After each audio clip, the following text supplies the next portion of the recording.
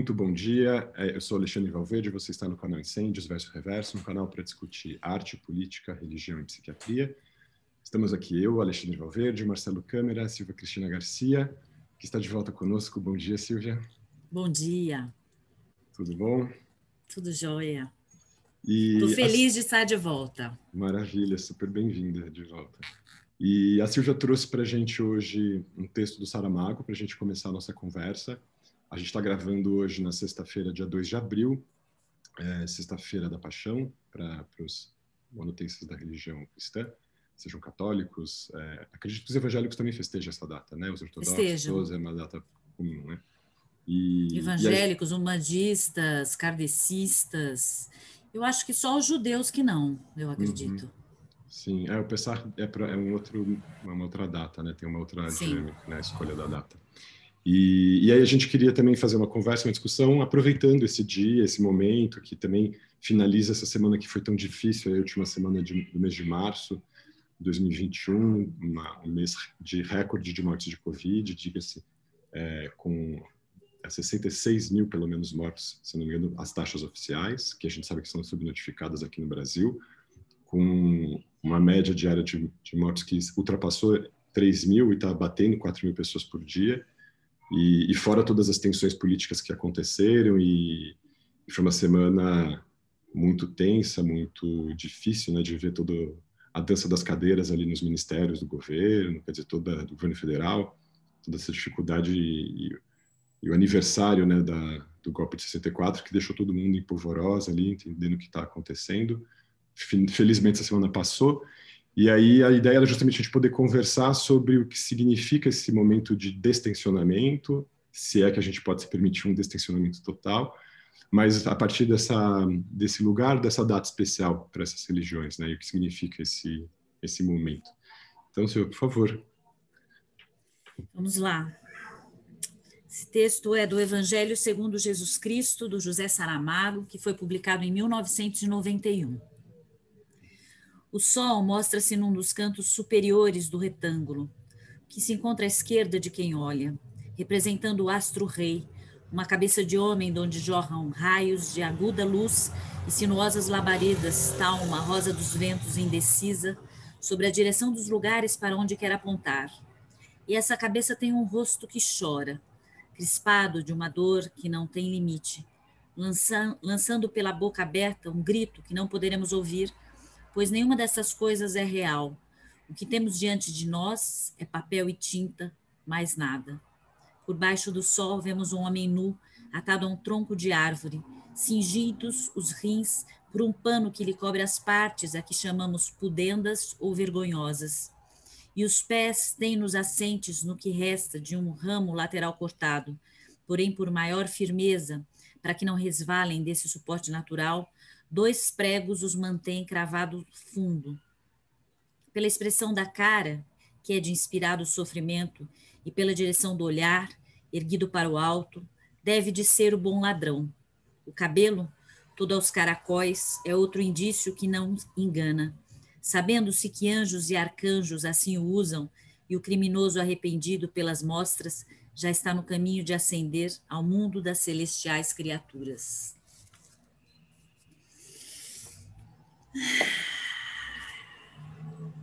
Evangelho segundo Jesus Cristo. A escolha desse texto, Silvia, foi... Você pode falar para a gente qual que foi o caminho, assim, Ana? Pode, foi intencional, porque sempre que eu penso em Jesus Cristo, eu penso no tamanho da crueldade a que se expôs a um homem. Mas aí eu lembro também que isso não foi uma prerrogativa para Jesus Cristo, porque as pessoas naquela época morriam dessa forma. Uhum. Elas eram expostas em praça pública e eram crucificadas. Então, muito se fala nas religiões que Cristo teve uma morte tenebrosa, mas não era apenas Cristo que tinha essa morte tenebrosa, eram as pessoas. E eu fiquei pensando no nível de crueldade, no nosso nível de crueldade. Uhum. Porque pregar um homem à cruz, a carne viva, pulsando, sem anestesia, vamos dizer assim, né? Hoje em dia a gente não faz um tratamento dentário sem anestesia. Pregar um homem à cruz é de uma crueldade sem limites, e deixá-lo morrendo à luz do sol, à luz da lua, é de uma atrocidade, é de um horror sem limites, não é? Então eu escolhi esse texto porque esse texto dá uma dimensão poética do que seria isso, mas eu também fiquei pensando que tudo que a gente tem como documento histórico a Bíblia, né? Eu até peguei o meu Evangelho segundo São Mateus e reli, porque eu falei assim, eu quero reler, quero lembrar como é que foi isso, né? Mas como o Saramago fala, tudo que a gente tem é papel e tinta. Papel e tinta é palavra. Palavra não é verdade. Cada pessoa que conta de um jeito. Mas aí eu fiquei pensando também nos nossos dias. Nós tem morrido 4.000 mortos. E essa doença é uma doença cruel, né? Mas também não são só... Além dos 4.000 mortos, morre a todo dia pessoas das mais variadas formas, de assassinato, de violência, de câncer. Então, eu escolhi isso para a gente refletir, e eu acho que esse momento é um momento simbólico. Eu, particularmente, não sou religiosa, gosto de todas as religiões, e é exatamente por isso que eu não sigo a um dogma, porque se você seguir uma religião, você é obrigado a seguir só ela, eu gosto de todas, então, para mim, é impossível seguir uma religião. Mas eu acho esse dia muito simbólico, né? É um momento de reflexão muito importante.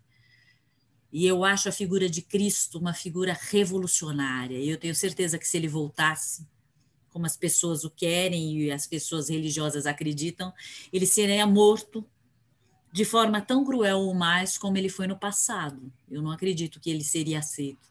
Então, eu acho que a gente pode começar a discussão daí. Silvia, você não vê, de um certo modo, Cristo nessas 4.000 mortes diárias, em cada uma dessas pessoas? Assim, eu vejo a história dele repetida com a dimensão de cada vida ali, né? Acho que ninguém aqui está se movendo como profeta, coisas nesse sentido, mas eu não consigo não ver os elementos que você trouxe, né? Essa questão dessa dor, da crueldade com que se deixa morrer. E quando você falou da exposição ao sol e à lua, né? Dessa morte lenta e tudo mais, se a gente deitar a cruz e deixar a pessoa ali, ela está num leito de UTI, né? Os braços abertos, recebendo aquele monte de fluxo. E a violência não está no cuidado que a gente está tendo para cuidar desses últimos instantes dessa pessoa.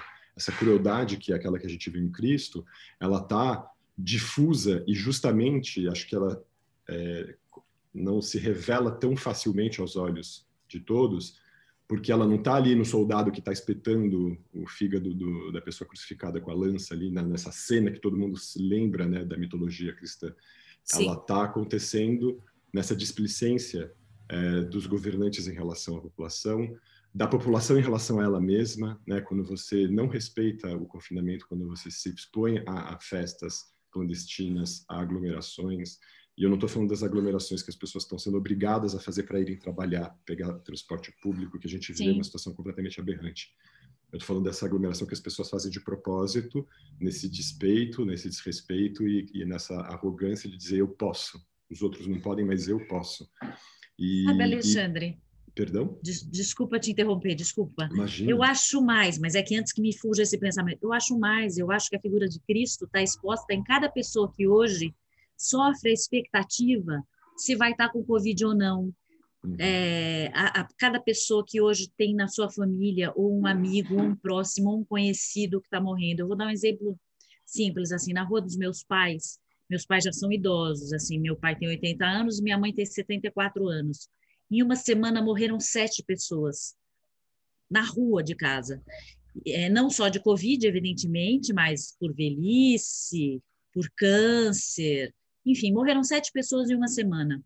E eles estão aterrorizados, eles estão simplesmente aterrorizados. Então, eu vejo Jesus Cristo em cada pessoa que hoje sofre o terror, né, dessa doença, dessa miséria, porque se você parar para pensar hoje, milhares de pessoas no Brasil não têm como fazer mais de 2 refeições. Aliás, mais de uma refeição, talvez milhares de pessoas no Brasil não tenham condições de fazer uma refeição. E isso é muito delicado, né? Eu acho que a gente está vivendo um momento tenebroso, e eu acho que Jesus Cristo está em cada uma dessas pessoas, né? Eu não vejo que sejam só nos mortos do Covid, não. Eu acho que todo dia todo mundo está passando por uma crucificação.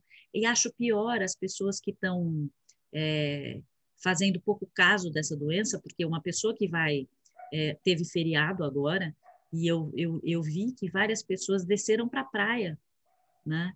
Ou eu vi também que nos feriados, no Rio de Janeiro, como as praias estão fechadas, os pontos turísticos estavam lotados de pessoas. Eu acho pior ainda essas pessoas que não têm a menor noção de que isso está acontecendo, porque elas também estão expostas, e além de elas estarem expostas, elas estão transmitindo o vírus a milhares de pessoas. Então, eu vejo Jesus Cristo em cada uma dessas pessoas. E uma simbologia que me ocorreu agora é o Prometeu, né? Prometeu que tem o fígado exposto e que a cada momento vai lá a ave de rapina e vai comendo o fígado dele. É muito semelhante, né? Essas mitologias, seja Jesus Cristo, seja Prometeu, elas são muito semelhantes, né?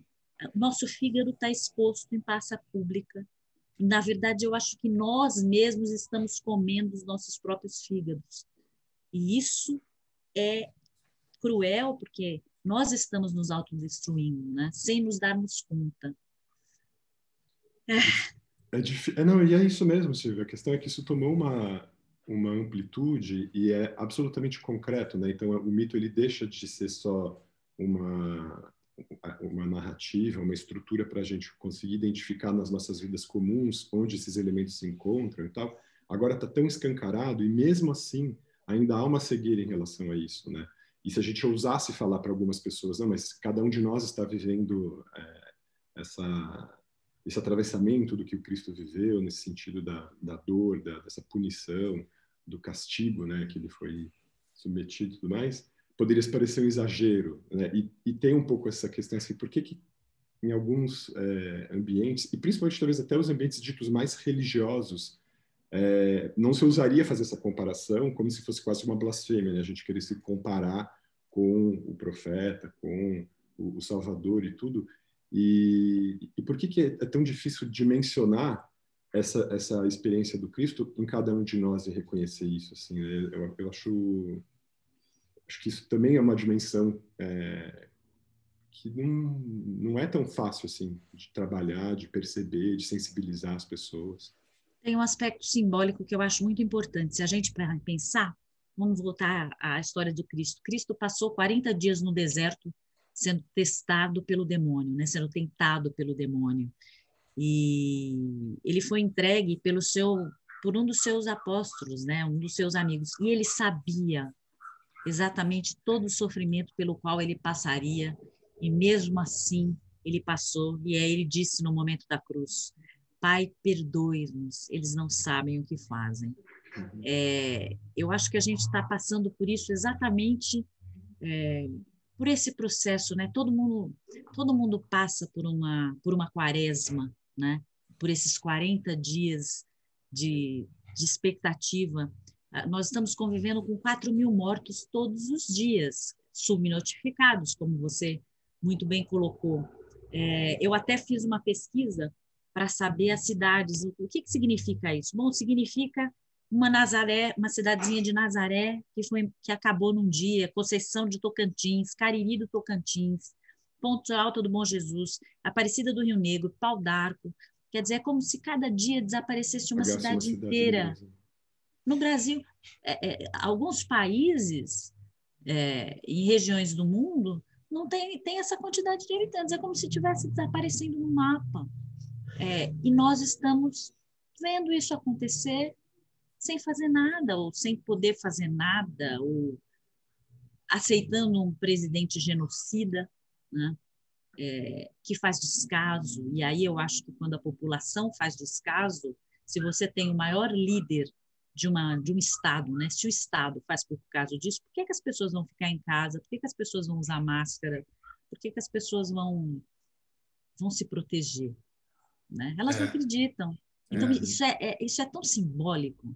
Isso é tão essa relativização do sofrimento do outro, né? Mas é essa que é a minha pergunta, Silvia. Por que tem essas pessoas que se comportam como idólatras do Cristo, nesse sentido de que ele concentrou em si todo o sofrimento e toda a dor e todo o pecado do mundo e estava ali para nos espiar, e as pessoas não conseguem enxergar a sacralidade dessa mesma vivência, experiência na vida de cada uma dessas pessoas que morre, e não se compadecem disso como elas se compadeceriam do Cristo, porque a situação está acontecendo ali, como você falou, né? Temos 4.000 Cristos morrendo por dia.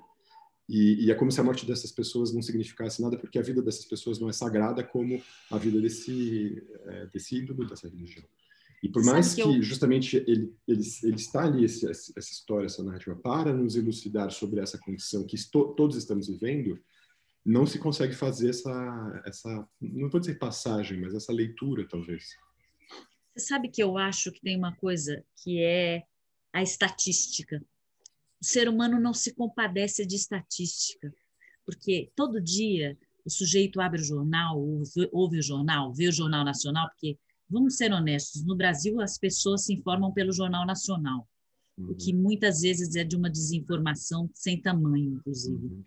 Mas as pessoas veem estatísticas todo dia. Estatística para as pessoas não é gente. Elas esquecem que estatística, atrás de um número de estatística, existe um ser humano. Então, é tão maquinal isso. Hoje morreram 4.000 pessoas. Estamos lá, sei lá quantos mil mortos hoje, eu já não sei mais o número, porque eu já perdi a conta. Parece que não são pessoas, né? Parece que é só um número matemático. Eu acho que talvez essa seja uma questão importante, né? As pessoas se compadecerem que... eu acho que tem iniciativas muito bonitas de quando se começa a contar a história dessas pessoas que morreram. Hoje em dia as pessoas já não contam mais, né? No início da pandemia, se contava a história das pessoas. Fulano de tal era pedreiro, trabalhava, gostava de trabalhar, tinha filhos e tal. Eu acho que isso foi uma iniciativa que no começo da pandemia rolou e agora já não está rolando mais. Mas que é humanizar a estatística, né? Humanizar o número, porque a gente não está falando de número, a gente está falando de seres humanos, né? A gente está falando de sonhos que são perdidos, vidas que são mutiladas, né? E eu acho que falta aproximar essa coisa que é cristã, né? Que aliás, eu acho que é um dos maiores mandamentos, né? Que é muito bonito isso, que é amar o próximo como a ti mesmo. Que aquilo que a gente não quer para a gente não quer para o próximo. E eu acho que falta essa cristandade, sabe? Essa noção de que o outro é tão humano como eu, o outro sente dor como eu, o outro sonha como eu, o outro tem direito de ter um prato de comida como eu, o outro tem direito de ter... Por exemplo, eu vejo muitas pessoas de boa índole, que dizem, entre aspas, que têm um bom coração, que não conseguem entender quando um garoto de rua ou quando um garoto da periferia quer ter o celular de última geração. As pessoas não conseguem entender quando uma pessoa da periferia quer ter uma televisão de última geração, né? Por que o menino da periferia não pode ter um celular de última geração? Porque ele não tem condições, evidentemente. Então, ele rouba para poder ter, né? E isso não é compreensível? Isso é absolutamente compreensível, porque tudo que eu tenho direito, o outro também tem. Então, eu acho que falta esse processo de humanização, sabe? De entendimento do outro, de entendimento que o outro é um ser humano tal e qual eu. Nesse sentido... Isso é cristão. Isso é cristão. Então, Silvia, eu estava comentando que foi muito interessante a escolha do texto que você traz logo no início, né? O primeiro parágrafo do Evangelho segundo Jesus Cristo, do Saramago, e que a gente começa a ler, então, pensando, bom, Evangelho segundo Jesus Cristo, né? Você pensa, vai contar a história dele de alguma maneira. E aí começa a descrição e as pessoas já vão se sensibilizando, né? Porque essa imagem que ele vai criando do homem crucificado, do tecido cobrindo as partes pudendas, os pregos ali, a gente vai se compadecendo dessa situação, já imaginando Cristo. E logo depois ele fala, deve ser o bom ladrão. Sim. É muito interessante isso, né? Porque não é Jesus Cristo. Exatamente, ele vai trazendo você, e acho que é interessante essa comoção, e é isso que eu queria, de novo, ressaltar, né? como a gente se dispõe de maneira muito empática à história do Cristo automaticamente, a gente foi criado com essa história e tudo, a gente está condicionado a se sensibilizar a isso, e aí o Saramago vai fazendo isso, então você vai permitindo o seu coração ficar aberto para já falar, nossa, como foi difícil e tal, e ele diz que é o bom ladrão, ele tira o nosso chão de repente, aí você fala, nossa, eu vou me compadecer do bom ladrão? Como assim? Peraí, o que é isso, né? É muito interessante também, porque aí ele vai trazendo isso, assim, todas as pessoas que sofrem não só esse sofrimento, mas de uma maneira geral, é a condição do Cristo, né?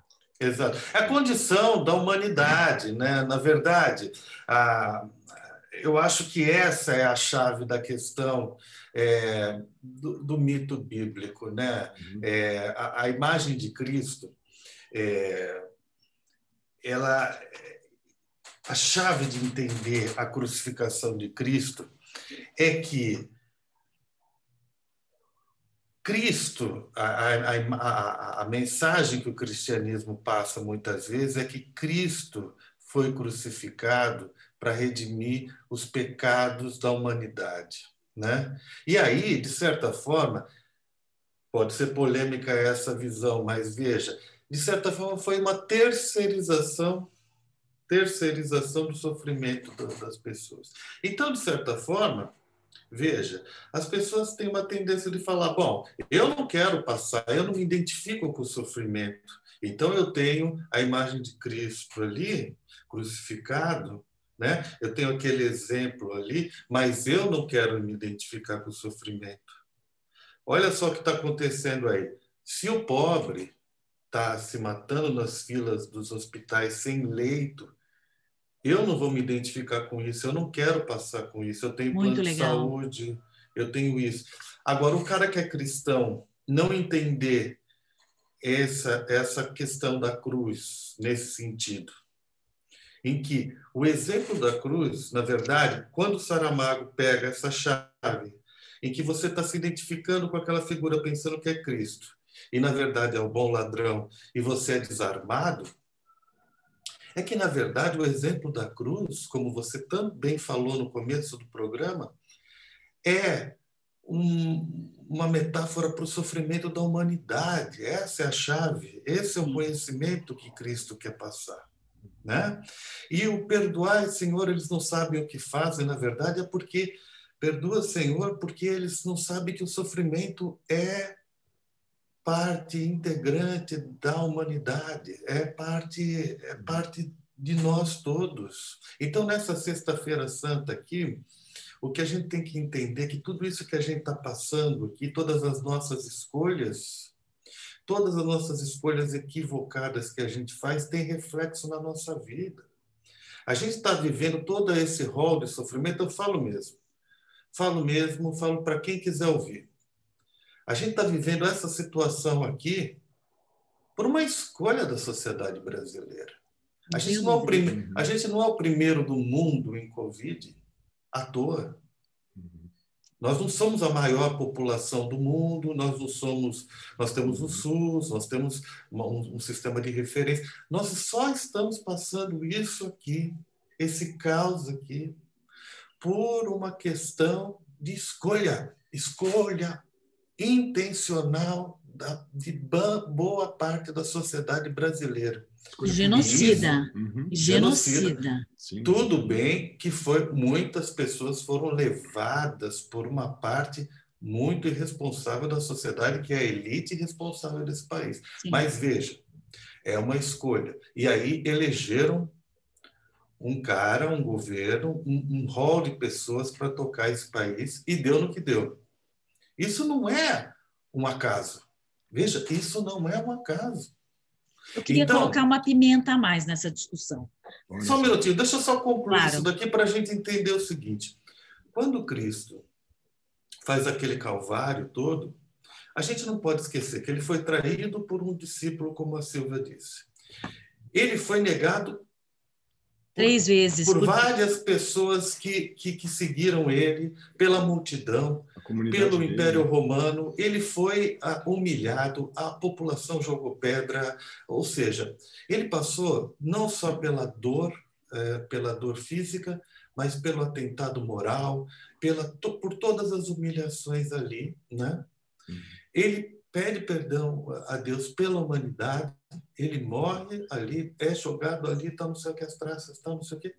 E depois, no terceiro dia, sei lá, porque também deixei de acompanhar a religião há um bom tempo, ele sobe aos céus. Sim. Isso é visto também pelos cristãos como uma coisa de transcendência. Mas para mim, eu acho que é o seguinte, o Senhor falou assim, vou te tirar daqui.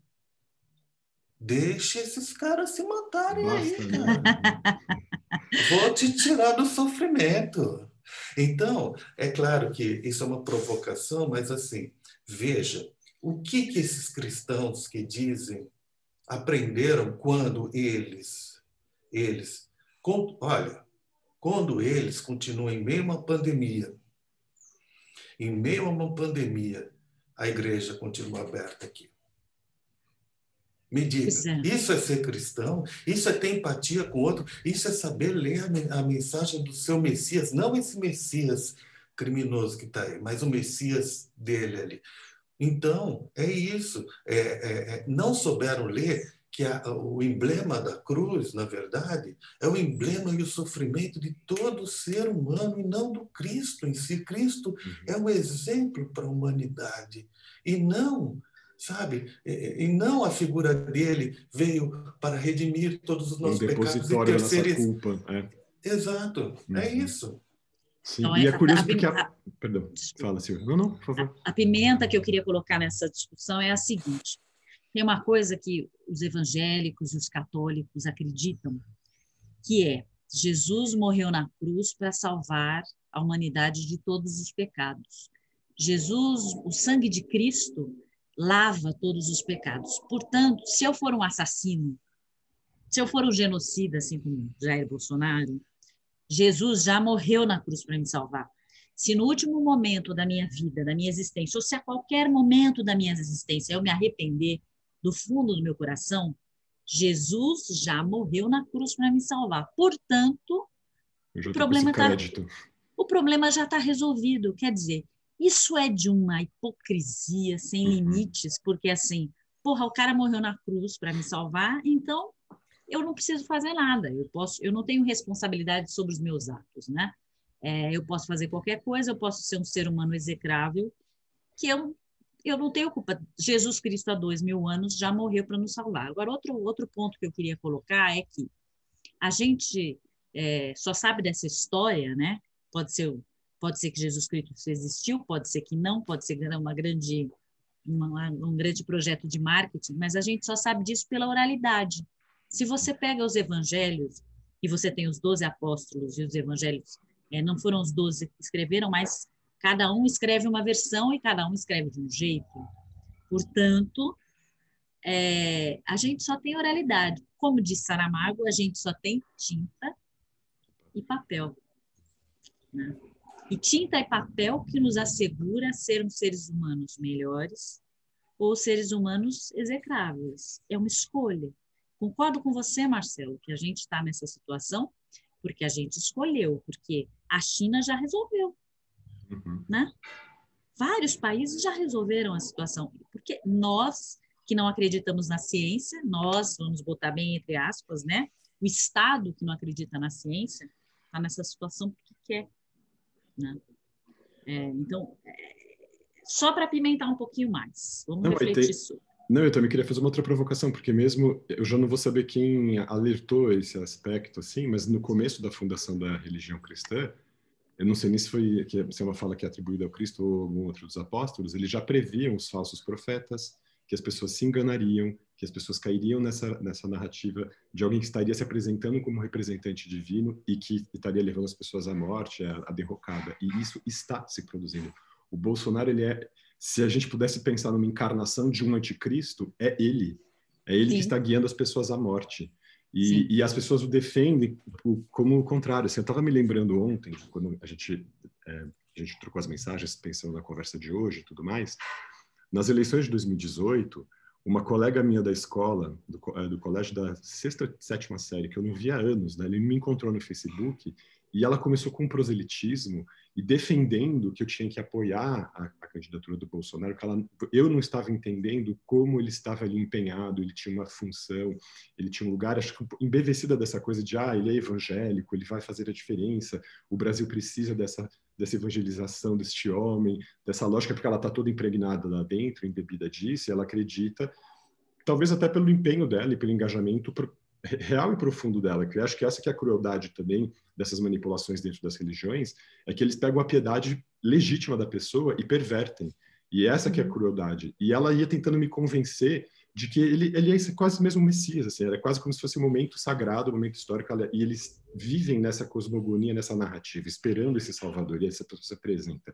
E por mais que concretamente tudo que se revele depois disso, seja destruição, morte, desdém, desprezo, essa boçalidade, essa crueldade, essa tosquice, continua se acreditando nisso. Assim. Então tem essa outra dimensão que e aí eu fico pensando na figura dessa minha colega, o quanto esse Messias Bolsonaro, Jair Messias Bolsonaro, se aproxima disso que eles entendem como uma figura sagrada, e tem muita gente que fala assim, nesses termos mesmo. Ele mesmo se apresenta brincando um pouco com essa questão.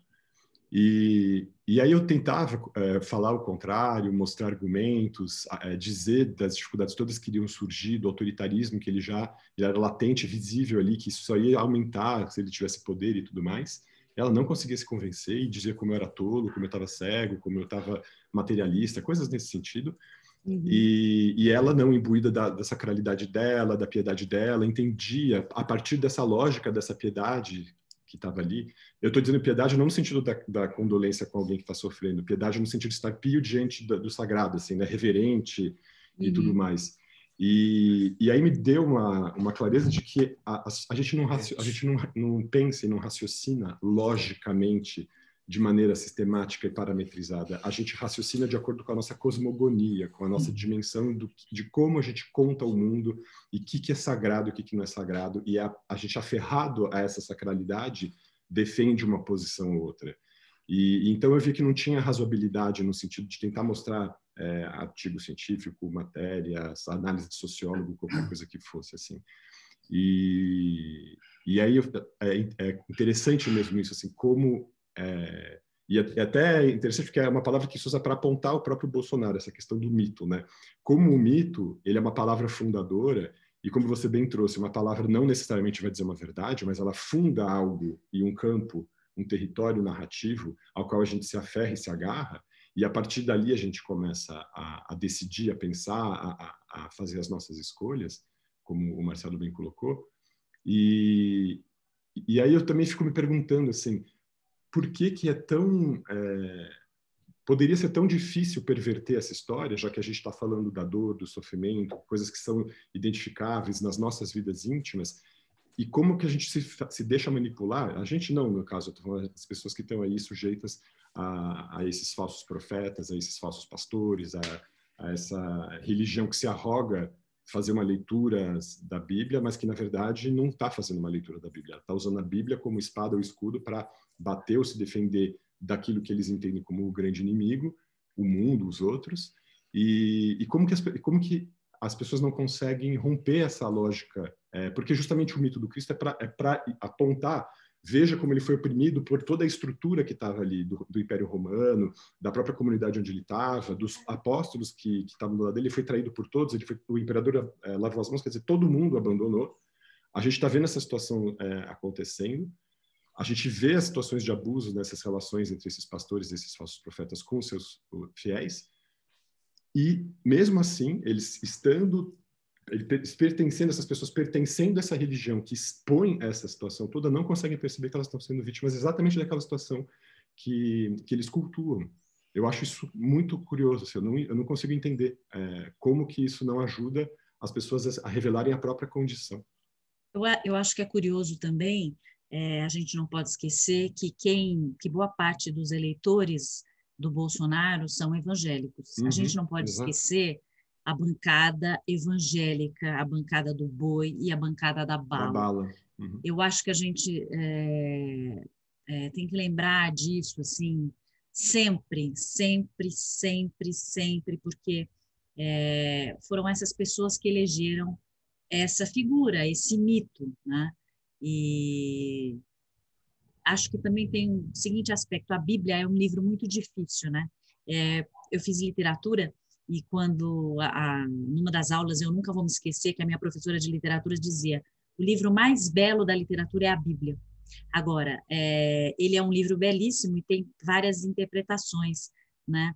E é muito interessante porque cada pastor vai interpretar com a sua, com o seu imaginário, né? E alguns imaginários são muito reduzidos, alguns imaginários são muito perversos, alguns imaginários são ignorantes. E quando eu falo ignorante, eu falo da condição de ignorar mesmo, de não saber, de não conhecer, de não querer saber. Acho que também a gente não pode esquecer que essas religiões abusam muito, algumas religiões, né? Eu não quero dizer todas as religiões, abusam muito da ingenuidade das pessoas, e de pessoas muito simples, né? E que acreditam por ignorância também, né? Porque as pessoas precisam de um mito. Eu acho que as pessoas precisam de um mito. Eu acho que as pessoas precisam de histórias, né? As pessoas precisam ter o seu imaginário, né? Porque a vida, se nós formos pensar a vida, só nascer, crescer, trabalhar, casar, viver e morrer, é muito pouco. Então, a gente precisa da história. A gente precisa, faz parte do nosso imaginário. O problema é quem nos conta essa história, como nos conta essa história, o que está por trás dessa história, né? Porque, no final das contas, eu volto a dizer, é só papel e tinta, né? Só palavra. E palavra, se eu juntar várias palavras, cada escritor vai juntar uma palavra de um jeito, vai trabalhar com as palavras como lhe interessar. É só a palavra, gente. O que é Jesus Cristo? Palavra. É só palavra. Né? Parábola. Pois é só parábola. Muito bom dia, Paulo. Conseguiu entrar aqui? Boa tarde. Peguei meia carona outra vez, porque o meu guia só liga em cima da hora e a gente tem 5, 6 horas de decalagem, né? Então, mas eu peguei um pouco aí e achei interessante, porque eu estou aqui sempre manipulando o meu... dá para ver aí? Tarô de Marseille. Uau, que delícia! E aí, por umas 2 semanas, eu tinha preparado uma coisa para conversar com vocês, e aí não deu tempo, porque, bom, não deu tempo. E já porque estamos falando aí do personagem principal, um dos principais personagens do mundo, que é o tal do Jair Bolsonaro, eu andei estudando um pouco, revisando um pouco, e aí caiu a carta que caiu, que me impressionou mais, foi a torre que é a casa de Deus, né? E aí, estudando a psicologia e todo o sentido mítico, como vocês estão colocando, os mitos são os nossos guias, né? Toda a mitologia existente, nós só pensamos nisso, nós só sabemos falar através dos nossos mitos. A nossa realidade é regida pelos mitos. Eu sou Dionísio, meu nome é por acaso, né? Talvez, mas eu sou Dionísio. Então, eu sou o cara da festa, sou o cara das amizades, do vinho. E então é isso. É difícil fugir dessa linhagem, né? Mas então a torre, voltando à torre, a torre ela é uma coisa bem maléfica, né? Essa carta, ela tem os raios estão arrebentando a torre em cima, o fogo, e aí eu vou buscando um pouco mais, quer dizer, seria a Torre de Babel. Será a Torre de Babel que nós vivemos hoje? O Brasil é a Babel? Primeiro, como identificar as línguas? Eu ontem, por exemplo, tive uma notícia formidável. Um desses aplicativos aí, que eu fico devendo o nome, mas incluiu... Não, o telefone, o Motorola, O Motorola investiu na questão das línguas e colocou 2 línguas indígenas brasileiras, sendo que a segunda dela é a que é próxima ao tupi, que está dentro da nossa história, né? Se você começa a falar Paraty, Tupiniquim, é tudo tupi. Então, isso é uma notícia muito boa, porque finalmente nós vamos poder aprender a nossa língua mãe, né? Língua mater. Isso me fascinou muito. Bom, mas voltando aqui para as divindades e a coisa que eu já falei do fogo na torre, o personagem que verdadeiramente se destaca mais é esse arcano que o tarô diz que ele é o pior, é drástico, ele faz tudo ao contrário, representa um pivô filosófico da necessidade do mal. Eu acho que isso dá para a gente abrir um bom leque para conversar, não sei o que vocês acham, e aí eu vou só nomear, primeiro, os aspectos positivos, porque os negativos vocês já conhecem praticamente todos, né? Então, quem é esse personagem? Ele sempre é necessário um conflito, ele precisa do conflito, quer fazer mudanças radicais, repentinas, o que dá um resultado negativo, que permite dividir em várias direções, e com isso ele faz o quê? Esse personagem nos dá vários caminhos. O único caminho que ele não dá é o caminho do meio. Ele dá várias opções para criticá-lo, para segui-lo, mas o caminho do meio, que todos precisam de se equilibrar, ele não permite, né?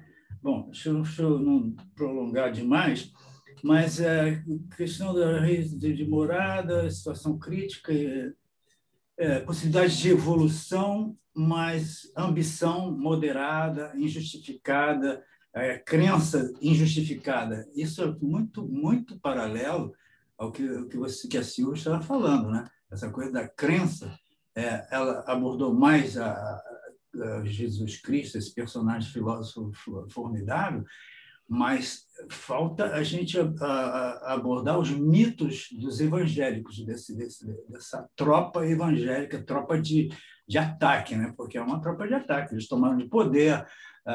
Quando eu trabalhava em São Paulo, uns, sei lá, 10, 15 anos atrás, eu ficava abismado com aquelas construções megalômanas, quando a gente passava perto da TV Record, aquele templo que é uma coisa absurda, quer dizer, os fiéis passando fome, entregando o soldo deles, e os fanáticos criando essas coisas, esses castelo em Miami, são as torres do diabo, do inferno, né? Bom, então, agora só para concluir rapidamente os aspectos negativos, alguns, porque é enorme a página: decepção, horror, fracasso, ruína, catástrofe natural, guerra, revolta sanguinária, eventos imprevistos e negativos, graves dificuldades, e por aí vai. É enorme, sabe? Perda do poder, mas manter a usura, tudo são coisas terríveis, fomentando um estresse, quer dizer, que a nossa mensagem do dia, né? Eu hoje acabei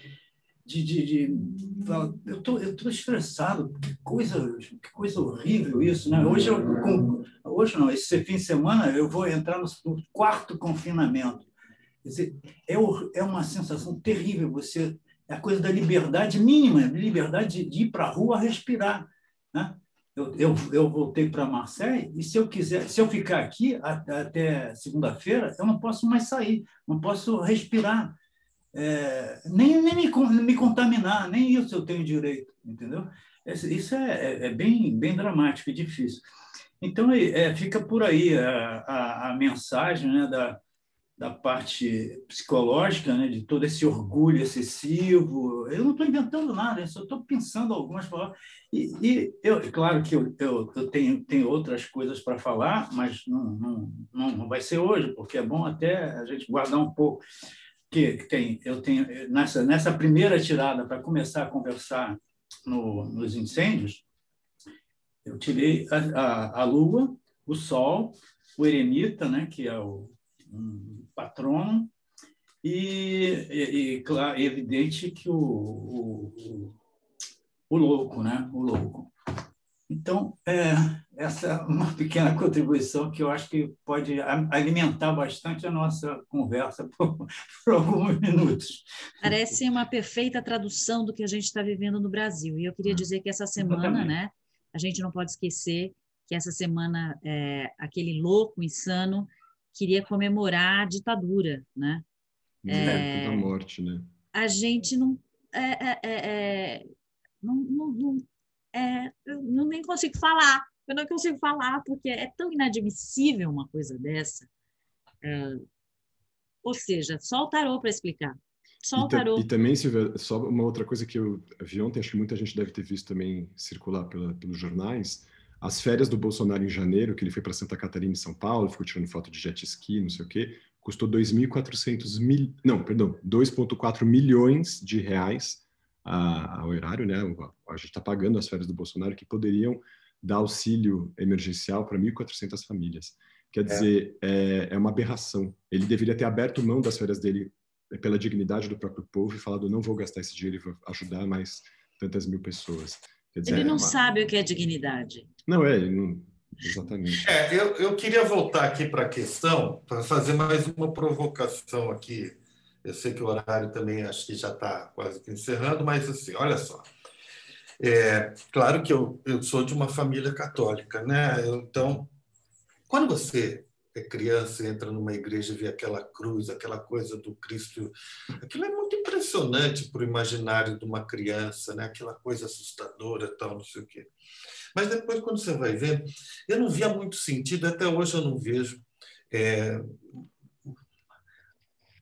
Tem aquela frase, acho que é do Zaratustra, se não me engano, se é do Nietzsche, alguma coisa assim, que é: eu só acredito num Deus que saiba dançar.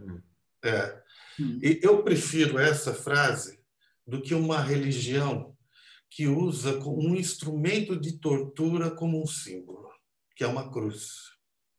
É esquisito, né? O símbolo do cristianismo é uma cruz, é um instrumento de tortura. E mesmo agora, outra coisa que é aberrante, a estrela de Davi que os traficantes estão usando nas favelas do Rio de Janeiro, as falanges do Rio de Janeiro, os traficantes estão se evangelizando. Vocês já viram isso? Já. Os grandes traficantes estão virando evangélicos e obrigando as pessoas a se evangelizarem. E eles estão expulsando as mães de santo. Expulsando as mães de santo, cidade. as outras religiões. O que é, de certa forma, aí eu faço uma ponte do cristianismo, do catolicismo, dos evangélicos, tudo isso. O que é, de certa forma, com o islamismo, com outras, com o judaísmo, o que é, de certa forma, todo um tipo de fundamentalismo religioso, para mim, não serve. Não serve, cara. Tudo que é fundamentalismo, para mim, não serve. Onde não tem liberdade de religião, um país que não tem liberdade de religião, não serve para mim. Mas, olha, eu quero dizer o seguinte, a religião ela foi sempre fabricada pelo poder, né? Pelas monarquias, o poder dos reis. Era uma estrutura de marketing, né? A mais bem instalada do mundo. Era a melhor maneira, como tem gente muito inteligente nos fundamentos, né? Que são pessoas de alta inteligência, muita cultura, mas era a maneira que encontravam mais poderosa, como até hoje, de dominar as massas. Entendeu? Perfeito. Mas o nosso país, até pouco tempo atrás, você vivia, de certa forma, claro que você tinha uma influência muito grande. O país foi muito tempo um país católico, o Brasil, talvez um dos maiores. Aí você tem uma influência cada vez maior dos evangélicos entrando. Mas você vivia, de certa forma, uma liberdade religiosa, uma harmonia religiosa. Você tem religiões de matrizes africanas aqui muito importantes e, de repente, você começa a viver um clima de perseguição religiosa aqui, quando você tem até traficante usando a estrela de Davi. Pô, calma aí. Então, de certa forma, o que eu estou colocando aqui é que, com certeza, agora está sendo usada a religião com esse propósito que você está falando aí. E por isso que o Bolsonaro, ele pode ser tudo aí que a gente está falando, mas ele não é burro, não, cara. Ele tem um projeto de poder muito bem definido que passa pela religião, um controle totalmente. Pela religião. E na Sexta-feira Santa, nada melhor do que a gente falar disso também. Então, quer dizer, o cara que se diz cristão, o evangélico, de certa forma, está bandeado para lá. Mas o católico, de certa forma, que vota no Bolsonaro e que tal, não sei o quê, papá, ele tem que prestar atenção, viu? Porque ele vai ser perseguido uma hora por conta disso também.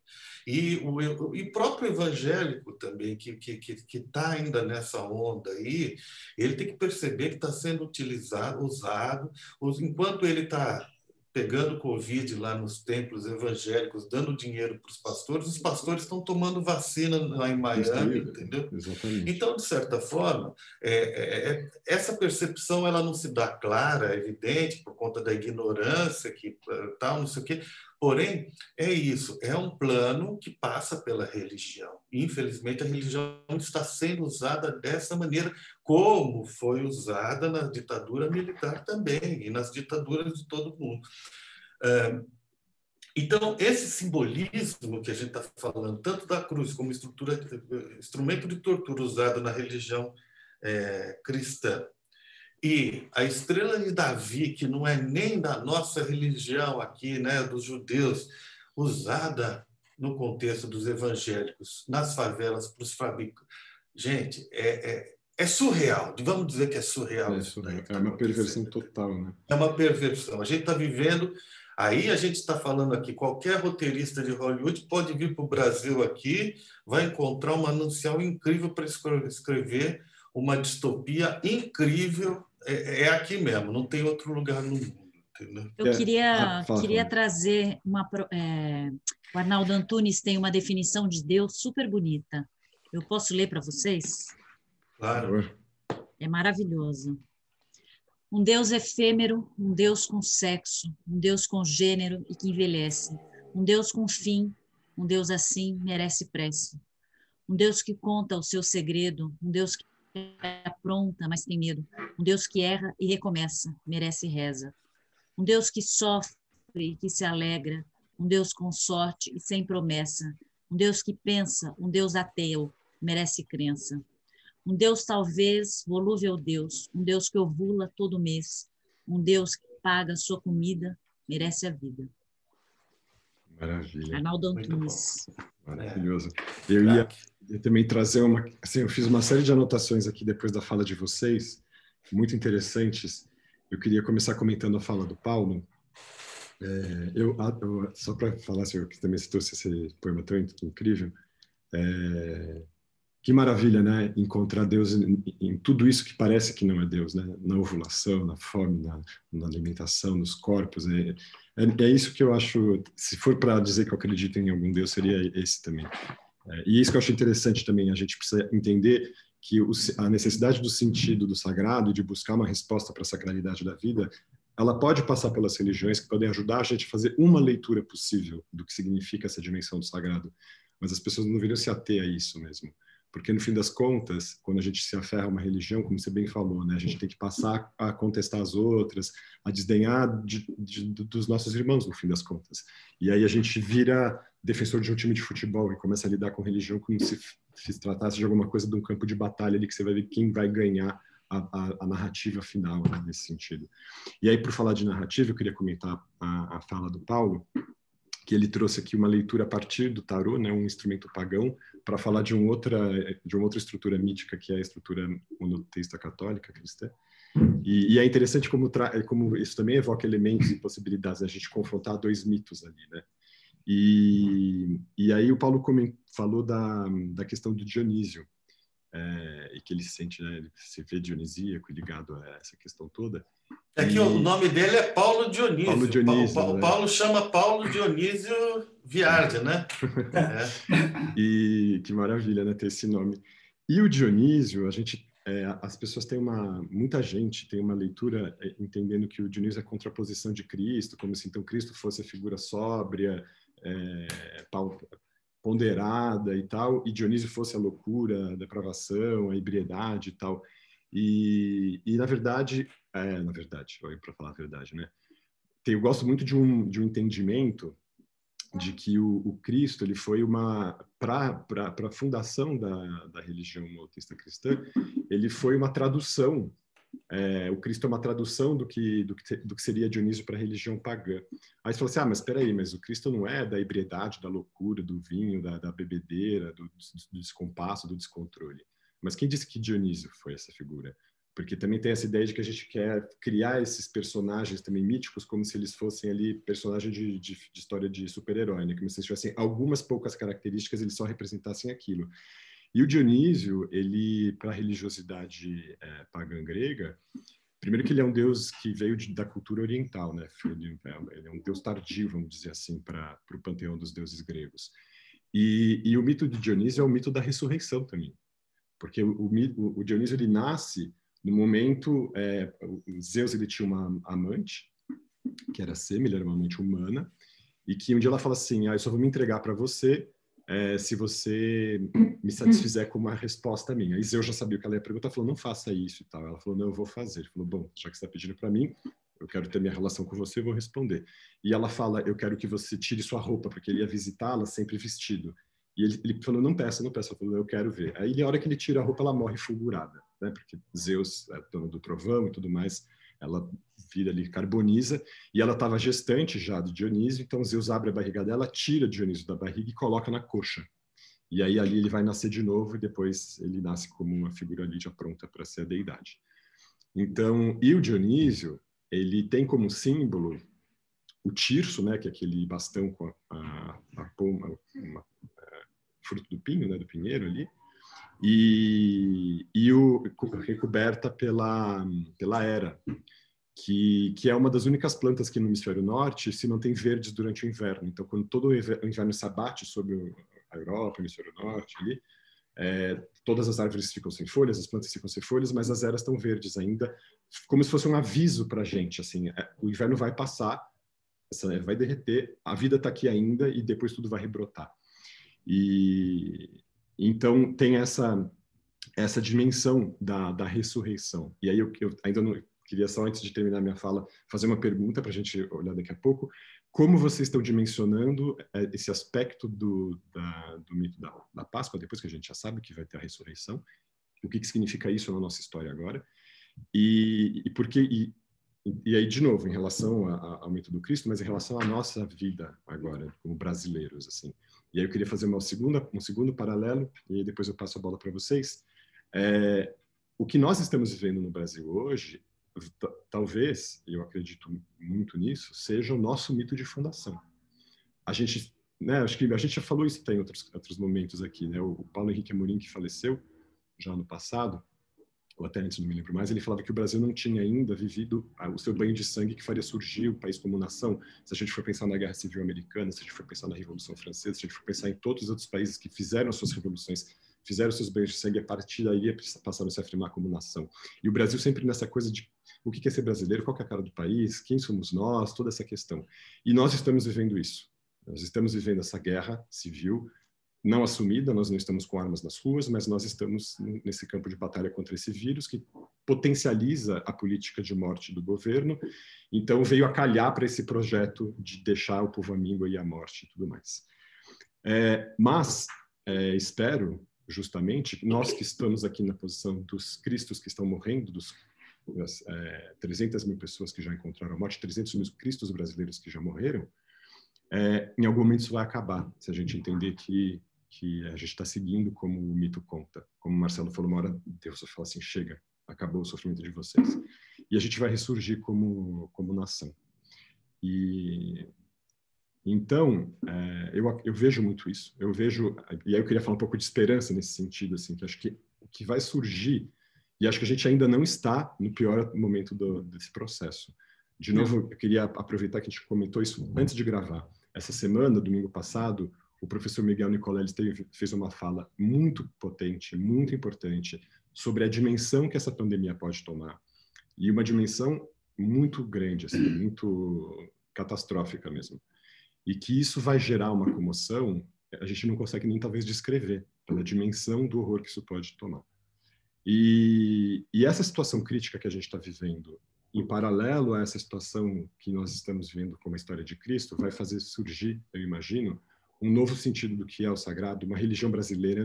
Eu não sei ainda como a gente vai responder a isso, mas eu acredito que isso vai acontecer. E aí eu queria fazer uma última referência aqui a um autor da antiguidade, que é o Luciano da Samosata, que escreveu um livro, se eu não me engano, esse livro era contemporâneo do surgimento de Cristo, se chama Alexandre ou os Falsos Profetas.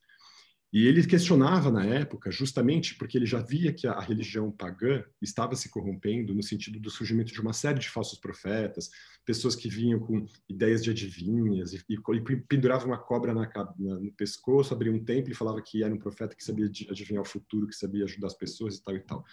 Entendendo, e é muito interessante porque ele vai descrevendo isso, e a minha leitura aqui, o que ele estava entendendo como processo de degeneração dessas religiões politeístas, pagãs na época, era entender que o que acontecia ali no templo já não era uma reverência à sacralidade daquilo que os mitos fundantes estavam querendo falar da nossa vida, mas que era um balcão de barganha, onde eu ficava ali choramingando para um Deus para ver se ele me dava alguma vantagem ali na vida. Que é o que a gente vê hoje nessas religiões, infelizmente. O catolicismo acho que já fez essa purga um pouco lá atrás, mas ainda tem isso, mas acho que tinha uma época que era muito mais clara essa questão da venda, né, dos milagres da salvação e tal, mas os evangélicos fazem isso, eles vendem vassoura ungida, água que você bota em cima da televisão e fica benta, sei lá. Como eles ficam nesse balcão de oferta de produtos religiosos, isso é sinal mesmo da própria degeneração dessa religião, porque ela não vai dar conta de acolher e de orientar e conduzir esses fiéis que a gente está vendo acontecer aos olhos, assim, não está mais escondido, está às claras. Essa religião não está servindo neste momento, com essa conformação, e esses pastores que estão influenciando a maior parte desses religiosos, porque tem alguns pastores muito lúcidos, contrariamente aos falsos profetas, eu estou falando aqui de Malafaia, de Bolsonaro, esses outros, não está conduzindo essas pessoas à vida, não está conduzindo essas pessoas à atenção que elas têm que ter, ao cuidado que elas têm que ter para evitar a morte, para evitar a dissolução de si mesma como povo. E nós sabemos, isso já tem pesquisa mostrando, as cidades em que você tem maior apoio ao Bolsonaro são cidades que mais estão morrendo gente. As comunidades que estão mais expostas são as comunidades que estão se deixando influenciar pelo discurso deste homem. E são as comunidades, muitas delas evangélicas. Então, eu acho que a gente está vivendo uma situação crítica que ainda não mostrou o desfecho de como isso vai terminar, mas eu acho que a gente está vivendo uma crise que vai fazer com que a gente se funde como povo, que a gente reveja qual é o sentido do nosso sagrado. Eu acredito em algo nesse sentido. E aí, então, qual será o impacto que vai levar a gente a essa mudança? É o que eu estou esperando acontecer nesses próximos meses. Eu gosto muito da palavra esperança, né? A gente espera que algo aconteça, a gente sonha. Os budistas dizem que tudo passa, né? Então isso também passará. A gente não tem a menor perspectiva, eu acho que vai demorar uns anos, sinceramente, eu acho que vai demorar uns anos. Foi super importante o discurso do Miguel Nicoleles. Aliás, eu fico pensando, se a gente refletir sobre por exemplo, não vai ter lugar para enterrar pessoas. Olha a crise sanitária que a gente vai ter. Crise funerária, né? Que você tem os corpos que vão começar a contaminar os lençóis freáticos. Isso vai gerar uma outra epidemia de infecções bacterianas gravíssima. Isso ele está apontando. E lembremos que isso já se produziu na gripe espanhola, em cidades como Londres, Nova York. E nós vamos viver isso aqui no Brasil. Em várias das nossas cidades vai ser uma situação terrífica. Já estamos vivendo. As águas aqui de Marseille, por exemplo, estão sendo testadas nas regiões onde aconteceram vários encontros de muitas pessoas, né? Quer dizer, fizeram um carnaval, por exemplo, há uns 15 dias atrás, deu 6.000 pessoas.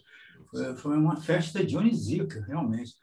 Mas, então, logo em seguida, os bombeiros, que são muito ativos aqui, socialmente, né? O Corpo de Bombeiros, eles medem as águas usadas, né? As águas de esgoto. E encontraram já uma quantidade lá X, que eu não li o resultado, mas encontraram imediatamente o vírus, né? o Covid lá. E como você bem colocou, essas águas vão para onde? Na napa freática, né? Os agricultores, talvez o vinho que a gente vai beber depois em outubro vai estar contaminado. Como é que? Porque quem pode dizer que não? Entende? Isso é essa praga, é a praga. Outra coisa que eu queria abordar também é esse refundar o país, né? Refundar um povo. Na verdade, é o povo, não é? O país é maravilhoso, funciona perfeitamente, né? A natureza é pródiga, tudo é aquela coisa. Precisa de um novo Ari Barroso para fazer aquelas aquarelas do Brasil, cantar aquelas coisas que são o país, é um dos países. Tanto é que é apaixonante. Aqui eu falo da minha experiência recente, não é nem recente. As pessoas adoram o Brasil, adoram o país e o povo brasileiro. Mas não é esse povo brasileiro que a gente vê, esses 50% aí, são os bons brasileiros, entendeu? Porque esses caras são os maus brasileiros. É preciso nomear isso, né? A gente não deve poupar esses maus brasileiros que se permitem a não se educar, a ter acesso. Dinheiro, escola e todos os problemas existem. Mas você vê os exemplos de muitos miseráveis, que de lá desses bolsões de miseráveis, saem pessoas geniais, grandes escritores, em qualquer país do mundo, no Brasil também. Temos milhões de exemplos. Mas a questão de refundar uma nação, né? É uma nação, porque o povo hoje não tem como mexer nessa coisa, porque é de uma complexidade química e psicológica enorme. Você não vai ter soluções só se você criasse outros vírus. Mas esse refundado o país, a nação, e esse nome é muito importante, esse verbo é muito importante, porque nós estamos na ilusão, né, de refundar a economia mundial. Todo mundo está preocupado com como é que vamos refundar essa economia. Não, e aí essa conversa a gente já teve um pouco algumas semanas atrás. Quer dizer, o mundo que nós vivemos até 2019, a gente teve vários bons momentos, mas o final, né, desse século aí não é o mundo que a gente queria viver. A gente viveu muitos abalos, muita coisa difícil de viver.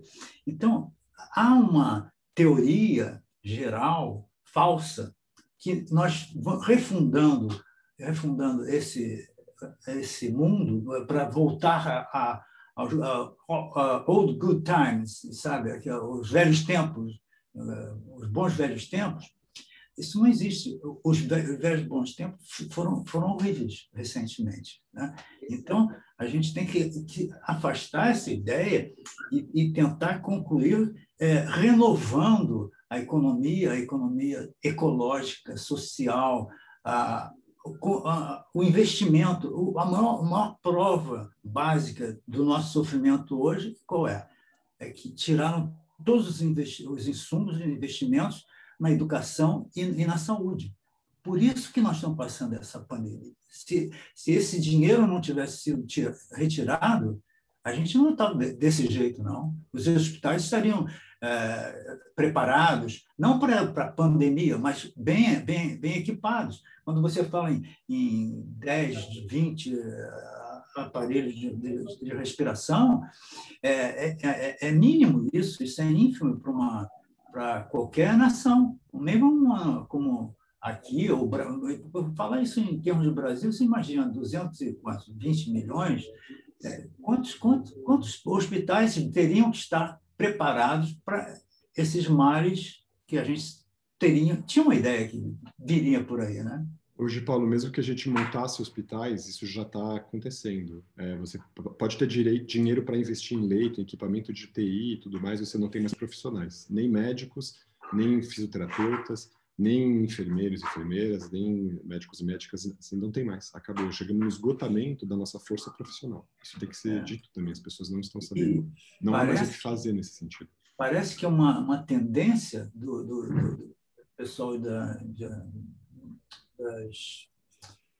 trabalhadores da saúde, né? Quer dizer, desde o cara que carrega a maca, o motorista, o pessoal da limpeza, os invisíveis, né? Esses invisíveis que a gente não fala. Mesmo hoje já se está fazendo uma caça aos estudantes de medicina para representarem o papel dos médicos. Adiantarem os diplomas, né? Uhum. Adiantando o diploma. Quer dizer, as crianças não vão mais à escola, estão todas com distúrbios psicológicos, porque estão inseguras desde do primário até todas as outras classes. Então, essa questão do refundar é fundamental a ser discutida. Não preciso nem falar da ecologia, né? Isso Eu acho que isso pode ser um ótimo tema para a nossa próxima conversa. Eu vou colocar só a questão do horário, porque a Silvia tem um compromisso também, né? Não, hoje não. Hoje é feriado. Hoje é feriado. Hoje é feriado.